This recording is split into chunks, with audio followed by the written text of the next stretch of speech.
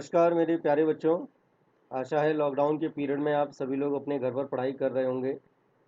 आपकी पढ़ाई में और अच्छा करने के लिए मैंने सोचा है कि आपको मैं पाइथन की कुछ ऑनलाइन क्लासेस के साथ साथ भी आगे बढ़ता चलूँ। बेसिकली क्लास 11 का रिवीजन भी हो जाएगा और साथ साथ में 11 वाले बच्चों को ये प्रोग्रामिंग बनाने में मदद मिलेगी। थ्योरेटिकल कंसेप्ट डिस्कस करने के लिए मेरा एक पुराना वाला पीपीटी है, वो मैं डिस्क्रिप्शन में आपको दे देता हूँ, वो थोड़ा पढ़िएगा। और इस बार मैंने सोचा है कि कुछ प्रोग्राम के साथ साथ आपसे पाइथन की बात करते हैं। तो एक एक प्रोग्राम मैं आपको बना करके दिखाता चल रहा हूँ और आप उससे पाइथन की प्रोग्रामिंग को समझिए। तो पहला जो टास्क है वो है सीक्वेंशियल प्रोग्राम। तो आज मैंने सोचा है कि आपको मैं कुछ 5 क्वेश्चन डिस्कस करता हूँ एंड देन कुछ होमवर्क आपको देता हूँ करने के लिए, तो वो आप करिए और इसके बाद हम लोग आपस में बात करेंगे। तो एक एक करके क्वेश्चन के साथ बात करते हैं। जैसे पहला क्वेश्चन है, write a program to input cost price and profit percentage of an item to find and print selling price. ये छोटे छोटे क्वेश्चंस हैं, सीक्वेंशियल प्रोग्राम आपने करे होंगे। तो अब इसको मैं करवाने के लिए आपको ले चलता हूँ। तो मैं क्या करता हूँ कि आपका जो क्वेश्चन है वो मैंने कॉपी कर लिया है और अब आपको मैं ले चलता हूँ पाइथन प्रॉम्प्ट के पास। तो पाइथन आपको पता है आइडल से आप स्टार्ट करते हैं, तो आइडल स्टार्ट कर लीजिए। पाइथन का प्रॉम्प्ट आपको मिल जाएगा और प्रोग्राम बनाने के लिए मैं एक नई फाइल स्टार्ट कर देता हूँ। ये मेरी नई फाइल स्टार्ट हो गई है और मैंने आपका प्रोग्राम मैंने यहाँ रख दिया है। यहाँ से भी पढ़ने में आपको आसानी रहेगी। और कमेंट बनाने के लिए, चूँकि ये तो कोडिंग है, क्वेश्चन है, कमेंट बनाने के लिए मैंने हैश साइन लगा दिया है, तो ये मेरा कमेंट बन गया है। तो अब चलते हैं आगे प्रोग्राम को समझते हुए। इनपुट कॉस्ट प्राइस, मुझे कॉस्ट प्राइस इनपुट करना है, तो मैंने एक वेरिएबल लिया कॉस्ट प्राइस और इंट वैल्यू इनपुट करने के लिए इनपुट फंक्शन का इस्तेमाल करते हैं।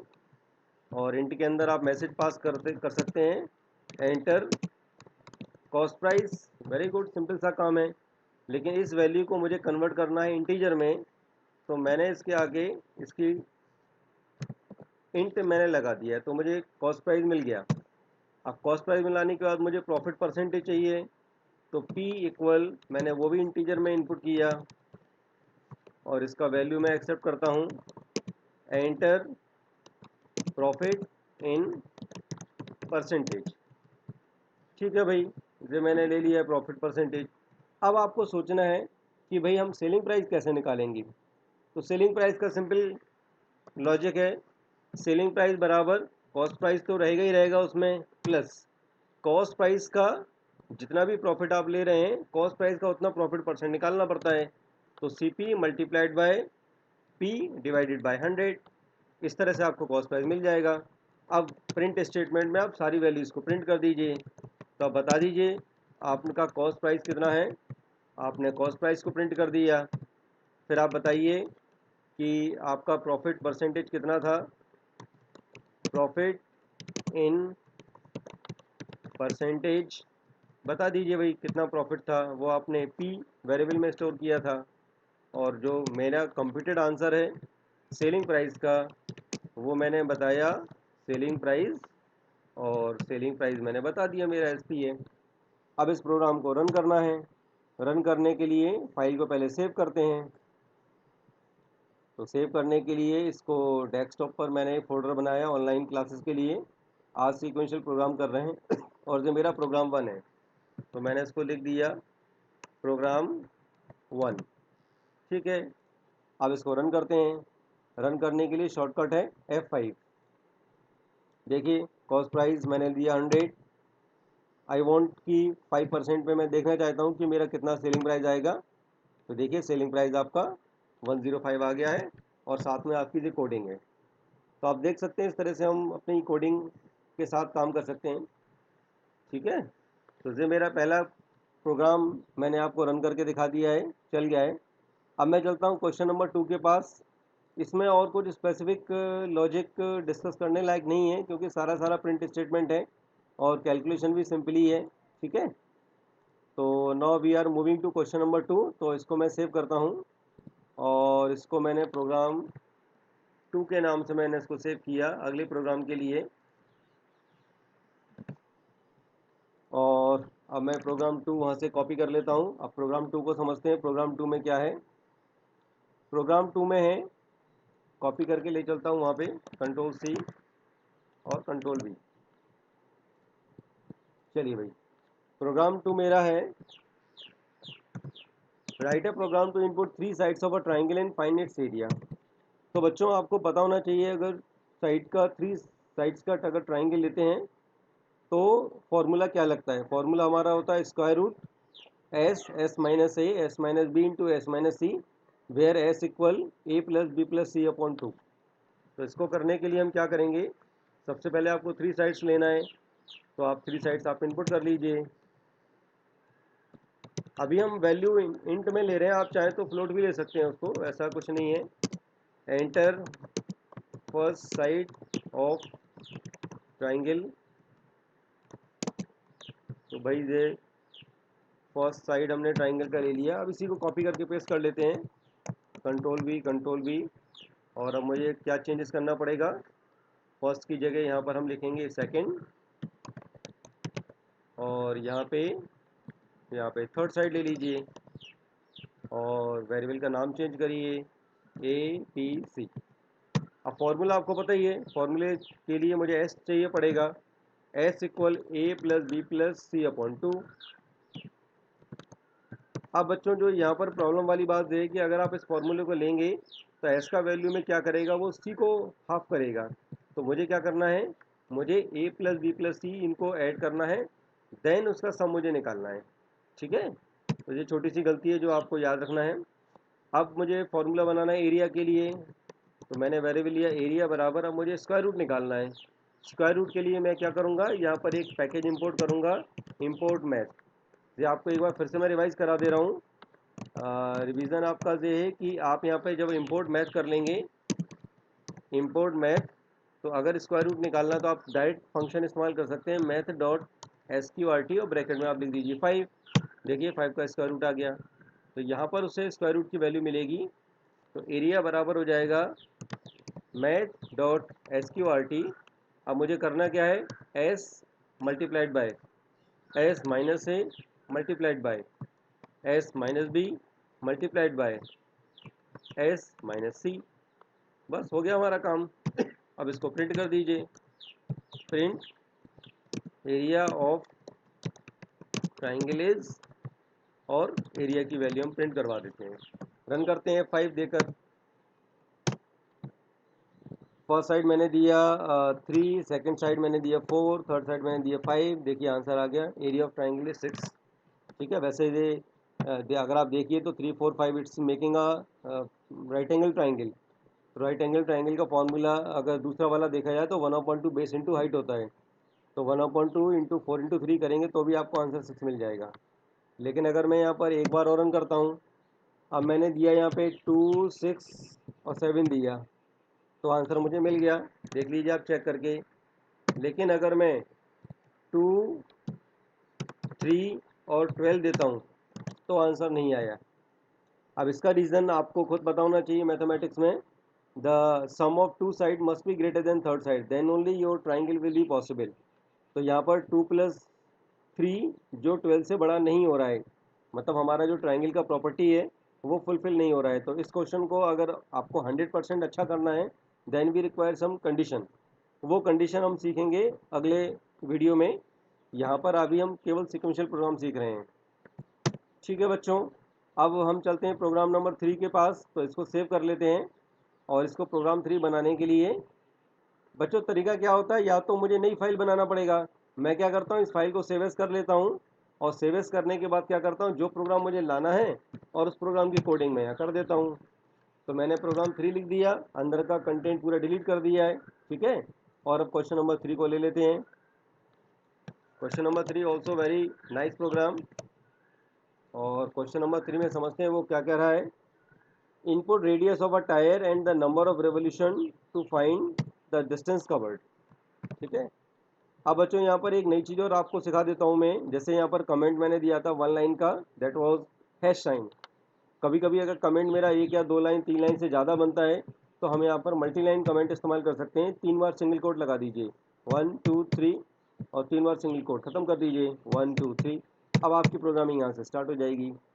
ठीक है बच्चों, तो अब इसमें करना क्या है, write a program to input radius of a tyre, tyre का रेडियस निकालिए, इनपुट कराइए, number of revolution to find distance covered. Distance covered का मतलब जितने नंबर ऑफ रेवोल्यूशन होंगे मल्टीप्लाइड बाय, अगर मैं टायर का डायमीटर ले लूँ, टायर का सरकमफ्रेंस ले लूँ, तो number of revolution multiplied by circumference, that will give you total distance covered. तो करते हैं इसको।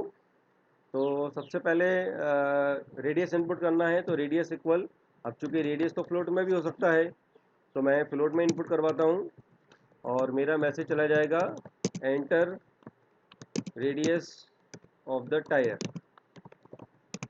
ठीक है बच्चों, रेडियस मैंने इनपुट कर लिया। अब नंबर ऑफ रिवॉल्यूशन लेना है, वो तो इंटीजर में ही होगा क्योंकि गिनती होगी ना, 10 20 15। Enter number of revolutions. ठीक है भाई, तो अब मैं अपना फॉर्मूला बनाता हूँ डिस्टेंस कवर्ड के लिए, डी बराबर, अब फॉर्मूला क्या होगा, 2 पाई आर। जो फॉर्मूला मेरा लगेगा वो होगा 2 मल्टीप्लाइड बाय पाई, पाई का मतलब 3.14 इंटू रेडियस, ये हो गया diameter, multiplied by number of revolution. इसको प्रिंट कर दीजिए, तो प्रिंट में मेरा आंसर आ जाएगा टोटल डिस्टेंस कवर्ड, और इसको प्रिंट कर दीजिए। नाइस, इसको रन करिए। तो मैंने लिया रेंडर रेडियस रेडियस 2.5 दे दिया, नंबर ऑफ रेवोल्यूशन मैंने दे दिया 50, तो आ गया टोटल डिस्टेंस कवर 785। अब यहाँ पर जो आप कोई एक काम अच्छा कर सकते हैं वो ये है कि प्रोग्रामिंग में यहाँ पर आप लिख दीजिए इंपोर्ट मैथ, और यहाँ पर पाई की वैल्यू जो आपने 3.14 लिया है, 3.14 की जगह पाई की वैल्यू सिस्टम से ले सकते हैं, वो हो जाएगा math dot pi. Math dot pi will give you exact value. मैं एक बार रन करके दिखा देता हूँ आपको। यहाँ पे इंपोर्ट मैथ, और मैंने यहाँ पर प्रिंट किया मैथ डॉट पाई, तो आप देखिए पाई की जो एग्जैक्ट वैल्यू है वो सिस्टम के थ्रू मुझे मिल गई है। अब इसको रन करके देख लेते हैं। तो इस बार फिर से मैंने टायर का रेडियस 2.5 दिया, नंबर ऑफ रेवोल्यूशन 50 दिया, तो अब मेरा आंसर 3.785.39 समथिंग आ गया। तो ये बहुत ही एग्जैक्ट वैल्यू आपको मिल गई है। अब यहाँ पर एक चीज़ और मैं आपको सिखाता हूँ। Right now we are getting answer as 785 point something. मैं इसको 2 प्लेस तक राउंड करना चाहता हूँ, तो यहाँ पर मैं क्या कर सकता हूँ, एक राउंड फंक्शन है, राउंड फंक्शन को और इस्तेमाल कर लेता हूँ मैं। तो राउंड फंक्शन में बताना होता है किस डाटा को राउंड करना है और कितने प्लेसेस तक राउंड करना है, डेसिमल के कितने प्लेसेस तक राउंड करना है।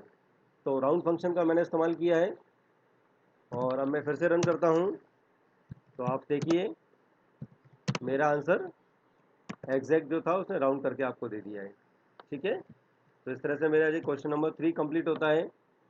और वही तरीका मैं फिर से करता हूँ, इसको सेव कर देता हूँ क्वेश्चन नंबर 4 के लिए, और क्वेश्चन नंबर 4 को कॉपी करके पेस्ट करता हूँ। बच्चों, एक अच्छे प्रोग्रामर को कॉपी पेस्ट का काम बहुत अच्छे से आना चाहिए, कहाँ कॉपी पेस्ट करना है, कितना कॉपी पेस्ट करना है। ठीक है, चलिए क्वेश्चन नंबर 4 को कॉपी कर लेते हैं, कंट्रोल सी किया और इस क्वेश्चन को यहाँ रख लिया।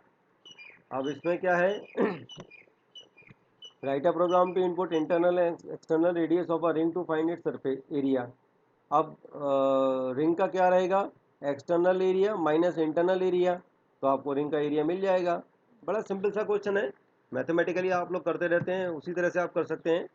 तो जैसे आप लेते हैं इंटरनल, इंटरनल जनरली हमारा स्मॉल आर रहता है, तो हमने यहाँ पर दे दिया है इनपुट, मैंने यहाँ पर मैसेज प्रिंट किया एंटर एंटर इंटरनल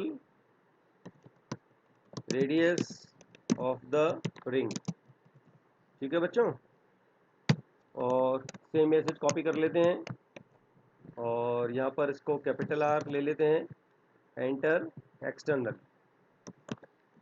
ठीक है बच्चों, अब इसका फॉर्मूला क्या बनेगा, जो एरिया बनेगा वो एरिया हमारा जनरली फॉर्मूला होता है 2 pi pi R square minus pi R square. थोड़ी देर पहले आपको मैंने बताया इंपोर्ट मैथ वाला लॉजिक, तो मैंने किया इंपोर्ट मैथ, और यहाँ पर मैं लिखता हूँ एरिया बराबर पाई आर स्क्वायर, तो पाई का वैल्यू ले लेते हैं, math dot pi multiplied by बड़ा वाला स्क्वायर माइनस छोटा वाला, तो r into r minus small r into small r, बस प्रिंट कर दीजिए। Print area of the ring is, और एरिया को प्रिंट कर दीजिए। रन करके देखते हैं। बड़ा वाला रेडियस 2.7, छोटा वाला 2.5। अच्छा, गलत हो गया, इसमें इंटरनल कम होता है ना। तो अभी चूंकि इफ एल्स की कंडीशन नहीं लगा रहे हैं हम लोग, नहीं तो इफ एल्स की कंडीशन लगाने पर ये और अच्छा हो जाएगा। तो इंटरनल 2.5, एक्सटर्नल 2.7। देखिए आंसर आपको, रिंग का एरिया आपको मिल गया है। अब यहाँ जो बात एक अच्छी वाली है वो ये कर सकते हैं कि यहाँ पे स्क्वायर निकालने के लिए आर इंटू आर की जगह नया जो कंसेप्ट सीखने वाला है वो आर मल्टीप्लाई मल्टीप्लाई 2 लिख सकते हैं। इस तरह से आप पावर भी लगा सकते हैं। तो रन करके देखते हैं फिर से इसी क्वेश्चन को। 2.5 internal, 2.7 external, you got the same answer. ठीक है। और अच्छा करना है तो यहाँ पे राउंड फंक्शन लगा दीजिए कि डेसिमल के 2 प्लेसेस तक इसको राउंड करना है, कॉमा 2। तो इस तरह से हम देखो बच्चों, programming is not learned in one day. आपको कई बार कई सारी चीज़ों को प्रैक्टिस करना होता है तब जा कर के आप प्रोग्रामिंग में कॉन्फिडेंट हो सकते हैं। चलिए आज का लास्ट प्रोग्राम की तरफ चलते हैं, क्वेश्चन नंबर 5। और इसको प्रोग्राम 5 करके कर देते हैं। अंदर का मैसेज डिलीट किया मैंने क्वेश्चन के लिए, और यहाँ का भी डिलीट मैंने किया। अब चलते हैं क्वेश्चन नंबर 5 क्या कह रहा है, इसको कॉपी कर लेते हैं। कंट्रोल सी किया और कंट्रोल बी। तो बच्चों क्वेश्चन है, write a program to input student name and marks in 3 subject. क्या करने के लिए? To print his name and percentage. Very good. पहला टास्क है स्टूडेंट का नेम इनपुट कराना है। तो नेम इक्वल इनपुट, और यहाँ पर हम वैल्यू देते हैं एंटर नेम। ठीक है, नेम मिल गया, क्योंकि नेम को कन्वर्ट नहीं करना होता है, नेम स्ट्रिंग ही रहता है। और 3 सब्जेक्ट के मार्क्स लेना है। तो मार्क्स 1, मार्क्स 2, मार्क्स 3। बच्चों अभी जो कोडिंग हम कर रहे हैं, कोडिंग करने के कई सारे तरीके हैं, लेकिन चूंकि अभी हमें सीक्वेंशियल ही काम करना है, कोई लूपिंग नहीं लगाना है, कोई कंडीशन नहीं लगाना है, इसलिए इसको सीक्वेंशियल तरीके से ही करना है। Enter marks in subject 1। इस तरह से आप ऐसा मैसेज दे सकते हैं जो यूज़र को समझ में आ जाए, है ना। तो भाई इसको ठीक कर लेते हैं। एंटर मार्क्स इन 1 हो गया। Control C, control B, control B. बस अब यहाँ चेंज क्या करना है, इन मार्क्स 2, इन मार्क्स 3। अब बच्चों आप ही बताइए मुझे क्या करना है। मुझे निकालना है परसेंटेज। परसेंटेज निकलेगा टोटल निकलने के बाद। तो मैंने एक वेरिएबल लिया टोटल बराबर marks 1 plus marks 2 plus marks 3, और परसेंटेज के लिए कंडीशन बन जाएगी टोटल। हम मान के चल रहे हैं कि जो मार्क्स है वो 100 है। ठीक है, चाहो तो साथ में आप प्रिंट कर सकते हो, है ना। तो यहाँ पर आप एक प्रिंट स्टेटमेंट दे दीजिए, द मैक्सिमम मार्क्स इज 100। ठीक है बच्चों। तो अब यहाँ मैंने लिखा total, total multiplied by 100 divided by sum of total 300। 100 का पेपर है, 3 सब्जेक्ट के मार्क्स लेना है, तो 300 से डिवाइड कर दिया। बस प्रिंट कर दीजिए। प्रिंट नेम इज, नेम की वैल्यू प्रिंट करवा दीजिए, और साथ में बता दीजिए परसेंटेज इज, और परसेंटेज को प्रिंट कर दीजिए। दैट्स ऑल, हो गया काम। इसको रन करिए। नेम, नेम मैंने लिख दिया कृष्णा। सब्जेक्ट 1 के मार्क्स, सब्जेक्ट 2 के मार्क्स, सब्जेक्ट 3 के मार्क्स। तो नेम आ गया, परसेंटेज आ गया। अब यहाँ पर आप चाहे तो 2 लाइन में प्रिंट कर सकते हैं, और दूसरा चीज़ परसेंटेज को आप 2 डिजिट तक आप निकाल सकते हैं। तो आप नेम को नेम की तरह प्रिंट कर दीजिए, और यहाँ पर फिर से लिख लीजिए प्रिंट, और प्रिंट के साथ परसेंटेज को प्रिंट कर दीजिए, और परसेंटेज निकालते समय राउंड फंक्शन का थोड़ा इस्तेमाल कर दीजिए। तो भाई राउंड फंक्शन मैंने 2 डिजिट तक राउंड कर दिया है। अब रन करते हैं। फर्स्ट सब्जेक्ट के मार्क्स, सेकंड के मार्क्स, थर्ड के मार्क्स। अब बच्चों अभी जैसे मार्क्स 15 लिखा हुआ है, तो 15 में बच्चा पास है या फेल है, वो भी कंडीशन चेक करते हैं। तो कंडीशन चेक करने वाला काम सेलेक्टिव स्टेटमेंट में मिलेगा आपको, तो वो उसके लिए हम कल बात करेंगे। और इन 5 क्वेश्चन के बाद मैंने आप लोगों के लिए एक होमवर्क भी तैयार किया है, जिसमें आपको 6 क्वेश्चन दिए हुए हैं। तो ये पावर पॉइंट का प्रेजेंटेशन मैं वीडियो के डिस्क्रिप्शन के साथ डाल देता हूँ। तो आप इन 6 क्वेश्चन को ट्राई करिए, और क्वेश्चन अगर समझ में ना आए तो हम अगले वीडियो में इन क्वेश्चन के बारे में बात करेंगे। थैंक यू बच्चों, आज के लिए इतना ही, फिर बाद में मिलते हैं। God bless you.